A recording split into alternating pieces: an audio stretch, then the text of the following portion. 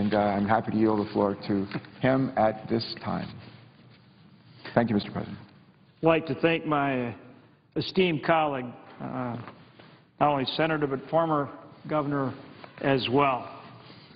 Mr. President, I rise to speak on the Farm Bill. I think we have real opportunity here. We have real opportunity to pass a Farm Bill that will not only reduce the deficit, but provide strong support as well for our farmers and ranchers. However, right now at this point, I think there's something like 250 amendments that have been filed on the Farm Bill. Some are good, others probably not so good, and certainly many amendments filed by both parties.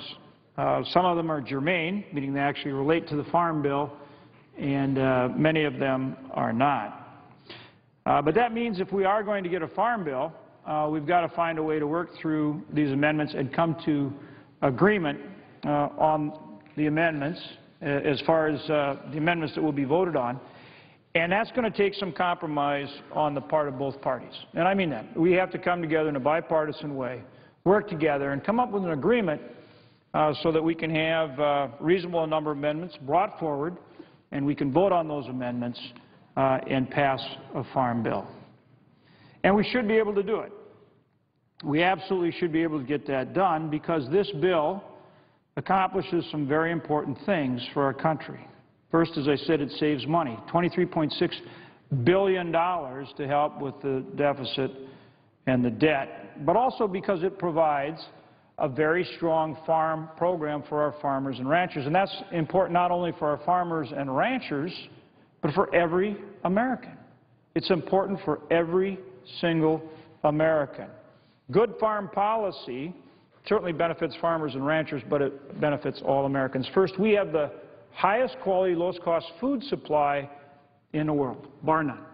Highest quality, lowest cost food supply in the history of the world.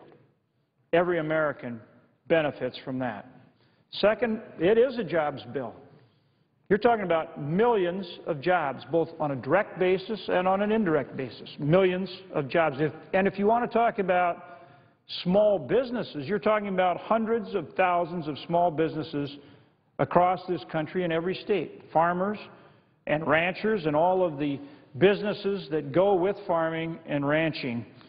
Hundreds of thousands of businesses. So it really is a jobs bill at a time when we need to get our economy going and we need to get people back to work. And it's also about national security. Think how important it is that we're able to rely on our own farmers and ranchers across this country for our food supply.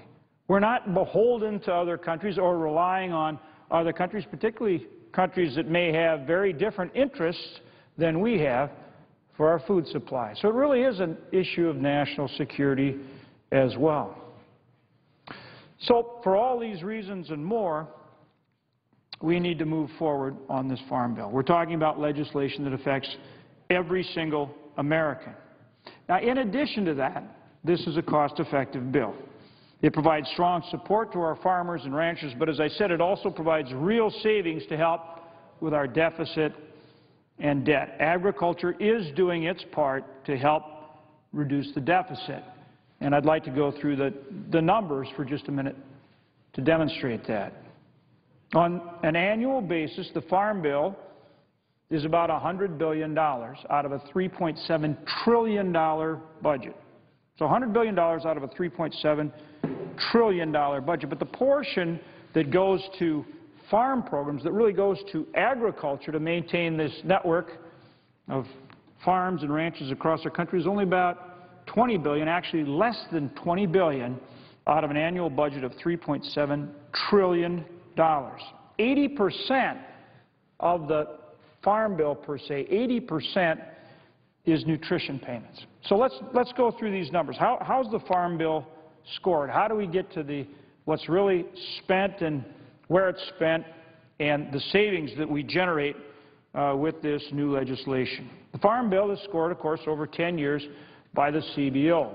Total cost, $960 billion. 80% of that plus is nutrition, primarily SNAP, which is Supplemental Nutrition Assistance Payments, and the school lunch program. So approximately $800 billion of that score is nutrition. Less than $200 billion of the score relates to the farm program portion of the Farm Bill. But as we know, the Farm Bill is actually a 5-year bill.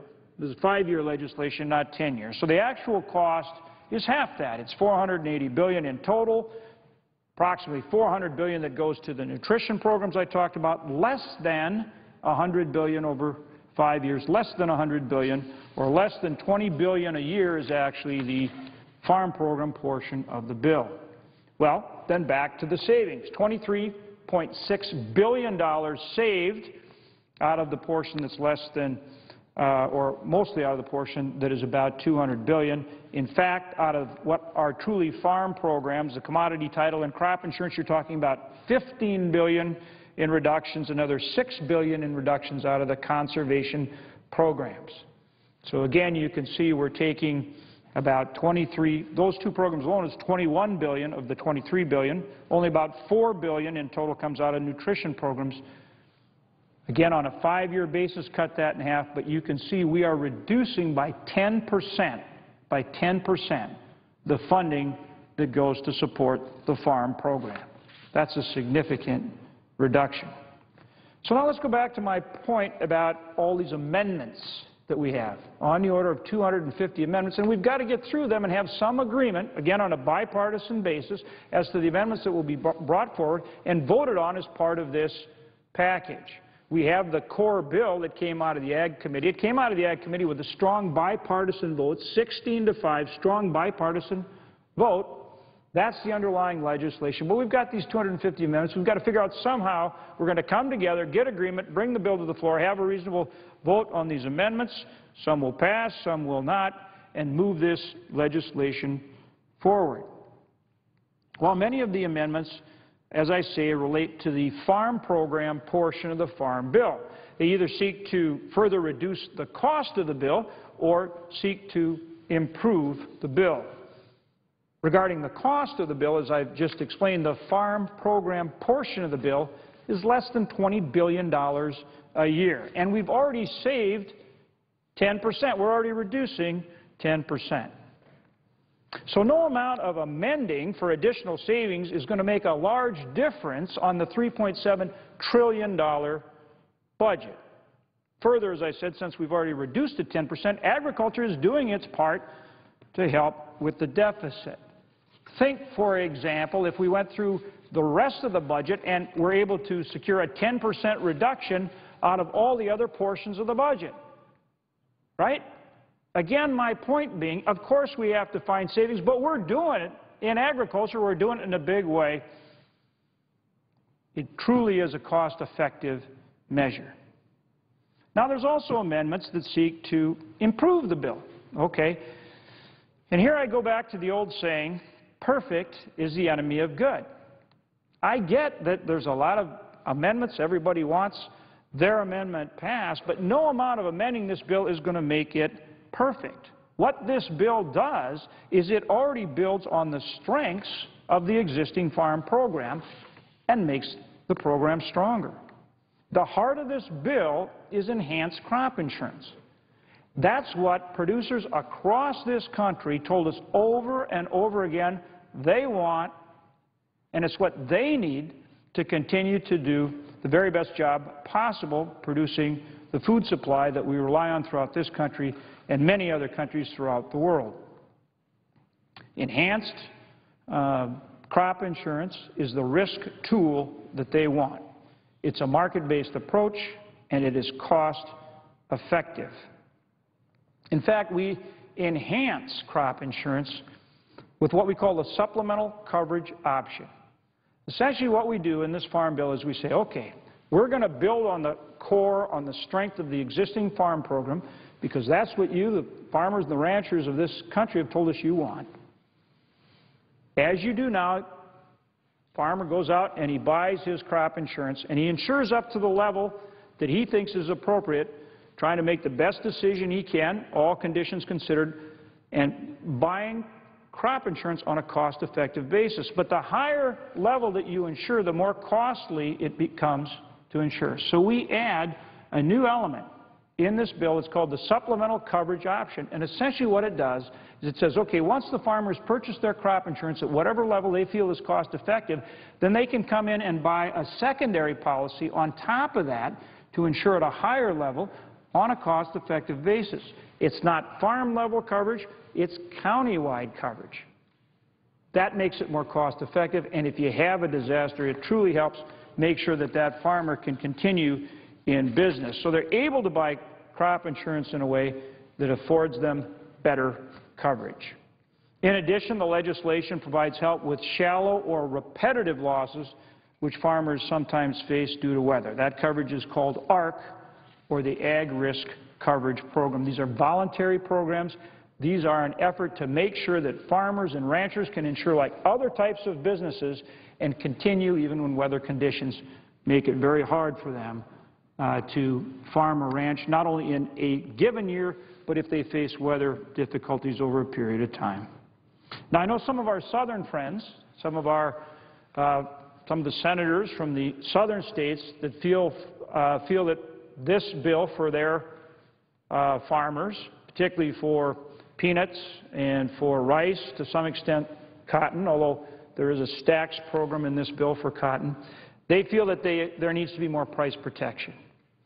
And in fact, we are working with them to do just that. In fact, we have offered amendments, which I think we're making real progress on, that will help them with some of the price protection they want for the southern crops, particularly peanuts and rice. And like I say, they do have a product that I think they feel works for cotton, but this would provide additional price protection for cotton as well.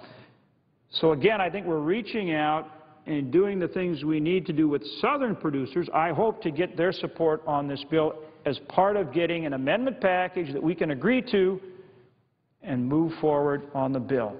The other point that I think is very important to keep in mind relative to southern growers is that they will have additional opportunity in the House for some of the improvements that they may feel they need in the bill, even though, as I say, I think the underlying bill itself is very strong, and we have, I believe, come to some agreement or gotten very close to some amendments that will afford them the further price protection that they feel is needed in the legislation.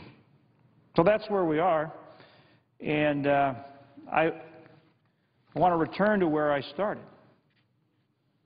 We have to come together in a bipartisan way.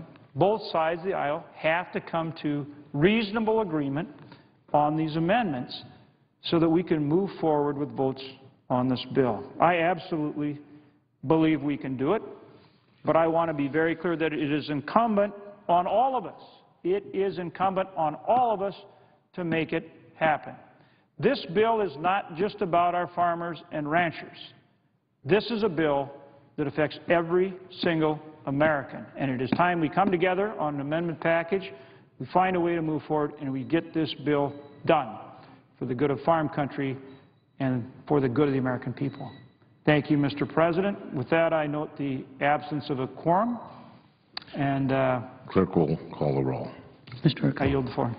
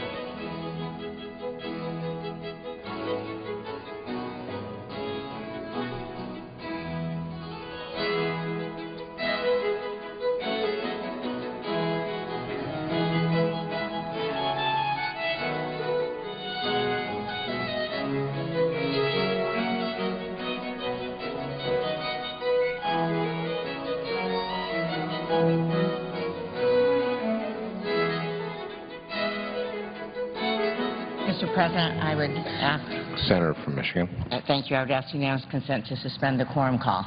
without objection. Thank you very much. Mr. President, as we wrap up today and the week, I want to take a few moments to give a status report as we're moving forward in our negotiations on the Farm Bill. We've actually had some very good progress today and overcome some obstacles and are putting together what will be something for the Senate for the beginning of the week that will allow us to move forward. And I want to also thank the junior senator from North Dakota, who I heard on the floor a little while ago, Senator Hoeven, talking about the 250 different amendments that we have. And, of course, the great thing about the Senate is that we can all offer amendments, whether they're relevant or not. The challenge for someone managing a bill is that anyone can offer amendments, and so we have worked our way from the 250 and you know, working our way down from 50 to 40 and putting together an approach that will be fair and balanced and allow us to move forward and have the input of everyone on both sides of the aisle. And so I want to thank Senator Roberts again for being truly a partner with me all the way through this process, and a terrific committee. And you heard from one of those members and the junior senator from North Dakota in laying out what a really positive and important bill this is for us. And I want to thank him as our newest member of the committee for all of his contributions as well. Just to briefly recap as we bring the discussion to a close this week is the fact that we have 16 million people that work because of agriculture. They may be working in the fields, they may be packaging, processing, making machinery for agriculture. It could be doing a number of things, but 16 million people work because of agriculture. I'm not sure we can say any other individual bill that's been brought to the floor of the Senate impacts that many people. 16 million people. And as I've said so many times, I don't believe we have a middle class in this country unless we make things and grow things. I'm proud in Michigan we do that. We make things and grow things. And the presiding officer, state of Minnesota as well, makes things and grows things. And that's the strength of our economy. And one of the bright spots for us, even during the deepest, toughest times in the country and certainly in Michigan, has been and continues to be agriculture.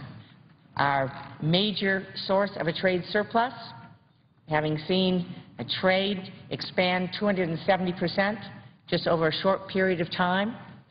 We have jobs, over 8,000 jobs created for every $1 billion we spend in, we do in trade exports.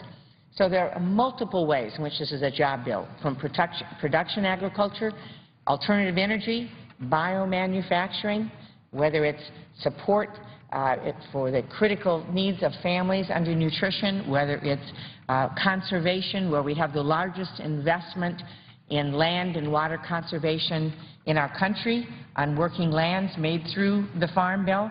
This is important, and it covers many, many, many important subjects that touch every single person in rural America and every person across this country as consumers of the safest, most affordable food supply in the world.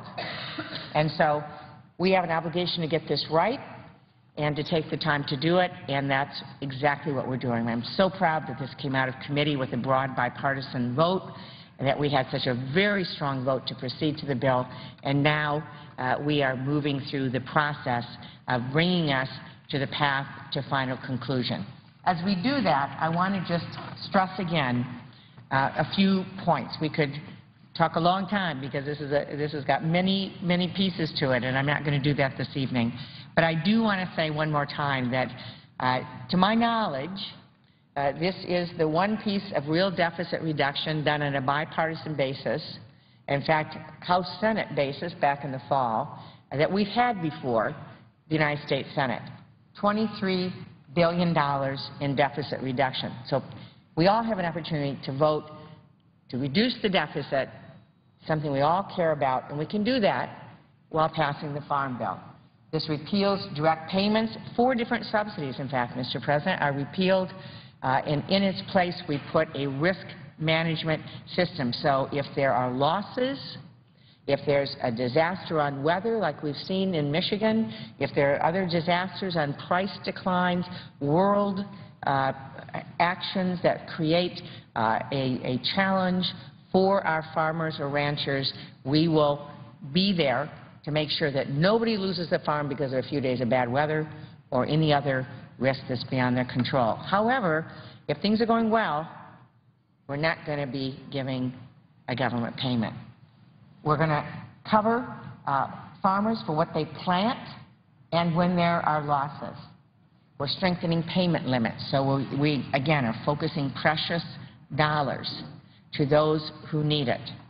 And we end more than 100 different programs and authorizations that, as we've scoured every single page of the Farm Bill and the USDA responsibilities, we have found areas where there's duplication, redundancy, things that are no longer needed, and we have solidified, made things more flexible, cut duplication. In the process of that, we have actually eliminated 100 different programs and authorizations, cut to $23 billion. At the same time, continued our commitment to families in this nation and children in this nation who have their own personal disasters and need food assistance help. We continue a strong commitment on conservation.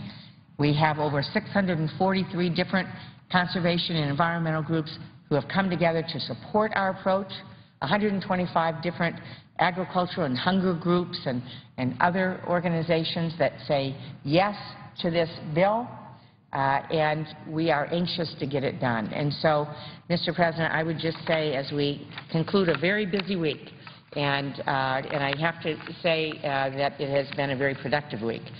We began a process. We've had some votes.